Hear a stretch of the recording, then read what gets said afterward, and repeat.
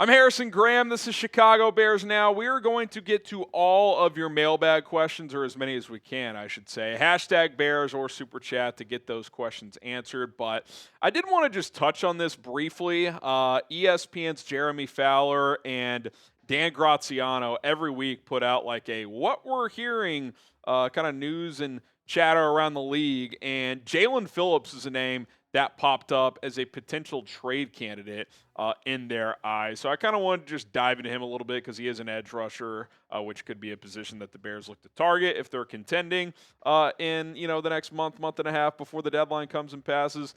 They say, quote, if Miami decides to start moving players, Phillips is probably one of their more popular potential trade options. Phillips has massive upside despite the injury history. He would fit in seamlessly somewhere, and pass rusher is always a focus for teams.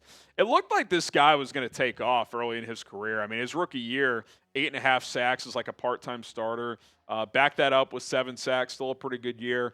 In 23, he was really starting to take off. He had 6.5 sacks in 8 games, but then he got injured again last year, and then this year in 3 games only has 0 sacks in just 9 tackles so far. So he's a talented pass rusher, but the injuries have piled up a little bit here in his young career. Inconsistent production. I think I would steer clear here. Now, if you're buying low, I mean, if it ended up being like a day 3 pick, I mean, maybe you take a swing, give him like a 1-year extension. He is in a contract year, so that's another reason I'm hesitant. You're going to have to pay him some money if you trade for him and keep him. So that makes me hesitant as well. I like the idea of trading for an edge if you're, hovering around 500 or just above, perhaps, if you're trying to make a second half and playoff push, but unless Jaelan Phillips is fully healthy and, really racking up some numbers, which he hasn't done so far this year, that's a player I'd be a little nervous about given his injury history. Now, what position, and if you want to name some players, you can do that as well, should the Bears trade for? Like what's a position, a player, what's something you're keeping an eye on if the Bears look to be buyers at the trade deadline? You guys let me know. All right, hashtag Bears Super Chat. We got roast beef. Giants are rebuilding. How about Kayvon Thibodeaux? I've been asked about him a few times over the last month or so. He's playing pretty well to start this year. So it'll be interesting to see how the Giants navigate because they're going to Jackson Dart now. It would be a surprise if they got back into the mix and contend. The rest of their season is about developing him and seeing if Brian Daboll is the right guy for him. I mean, that's really what the next 14 games are about for the Giants. So winning and losing isn't necessarily priority number 1 for them. Obviously, if they do start winning games, I don't think they would trade Kayvon. If they don't, the question is that a guy they would want to trade? Or would they rather trade Brian Burns, who's an older player, approaching 30? Would they consider trading Dexter Lawrence to a team who, is in the prime of his career and his value is probably never going to get higher, especially as years go on? They did just draft Abdul Carter. Obviously, he's not going anywhere. So, if they keep losing, I would not be shocked if one of those 3 guys went between Thibodeaux, Burns, and Lawrence. The question would be who would go, how big are the offers that they get? Because, what is Thibodeaux worth on the trade market today? I mean, the Giants, with his starts of the year, they might ask for a 1. I wouldn't give up a 1 right now. Day 2 pick if he keeps playing well. You could talk me into that potentially. You still have the 5th-year option next year, which has already been exercised, so you'd have some team control. So that's one to revisit here in a few weeks, depending on both how the Bears and the Giants are doing from a win-loss standpoint. We got Impact. Appreciate the 5. He says, I'd like to see the Bears trade for Breece Hall. Got to get this run game going. Yeah, I mean, I think obviously you got the Raiders game this week. How does the run game look? Ben Johnson said this week he feels like it's close. He feels like a breakout game for the running game is coming. Does that happen this week? Do we see a swift breakout? Does Kyle Monangai get a bigger role and do some damage? I do think that's going to be an area they really reassess during the bye week.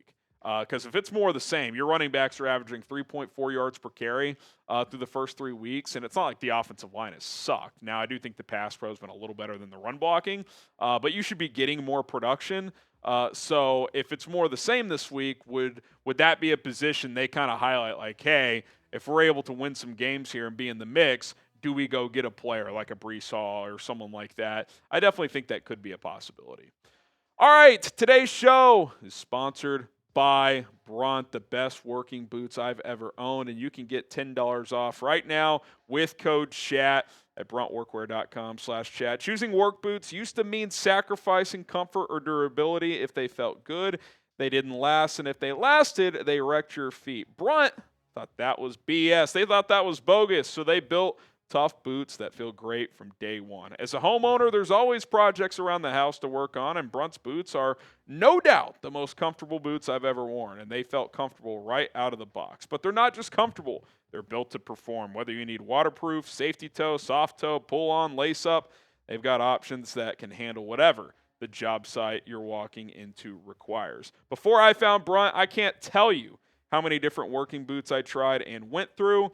I was always left with either foot pain, blisters, or they just simply didn't offer the overall performance that Brunt does. Right now, for a limited time only, our listeners can get $10 off with code CHAT at bruntworkwear.com. Use that code CHAT. You're good to go. Brunt was tired of the workwear brands out there cutting corners. You work too hard to be stuck in uncomfortable boots that don't hold up.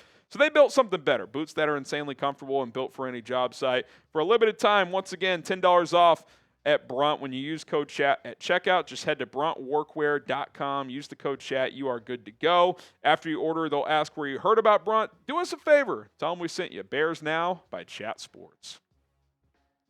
All right, more mailbag questions here. DC Viper, are you worried this game could be a Jeanty breakout game considering how poor our defensive line is? Yeah, I mean, I think it's a legitimate concern. I did a full video on this on the channel. Subscribe, go to the content tab, check it out. It's the video that says the Bears can't let this happen. Jeanty has not gotten off to a good start to his career. He has negative 53 rushing yards over expected, which means he's left yards on the table. The Raiders' offensive line has also had some struggles, especially on the interior, but the Bears' defensive line has had some struggles, and it's not just the pass rush. The run defense hasn't been very good either. Like, Gervon Dexter's been really good as a pass rusher so far. He is not graded out well as a run defender. So they got to get more stout on that defensive line in terms of playing the run. If I'm the Raiders, I'm looking at this matchup. I'm trying to attack the Bears' defensive line in the run game and get my number 6 overall pick going. Savage Gorillas, hashtag Bears. Thoughts on the Bears trading for Tony Pollard? It's an interesting name. I don't think him and Swift are that different. I think their skill sets are pretty similar. Like, for the teams they're on, they're the, like, bell cow, if you will, or the RB1. But in an ideal setup, they'd be part of a 1-2 punch. Right now, I guess you could go Swift and Pollard 1-2 punch, but their skill sets are pretty similar. They're more finesse backs. They're good in space, but they're not the best vision backs. They're not the most powerful. So, you know, they're very similar to me. Like, they're good out in space. You can run screen game with them, but at times they're going to frustrate you, especially between the tackles. Subscribe to the channel. If you never want to miss a video again, you got to do 2 things. Hit the subscribe button and turn on the notification bell. Once you do so, select all. You're going to get notified every time we publish a video or go live. And speaking of live, every Monday, Thursday, and game day, we answer all your questions, so lock us in. Christian, Trey Tucker will be a problem. How do you think we contain him? Yeah, I mean, I think you got to play safeties over the top. You need more consistent play out of Kevin Byard. I'm worried his age is showing a little bit at 33 years old. Can't let them get over the top with Trey Tucker.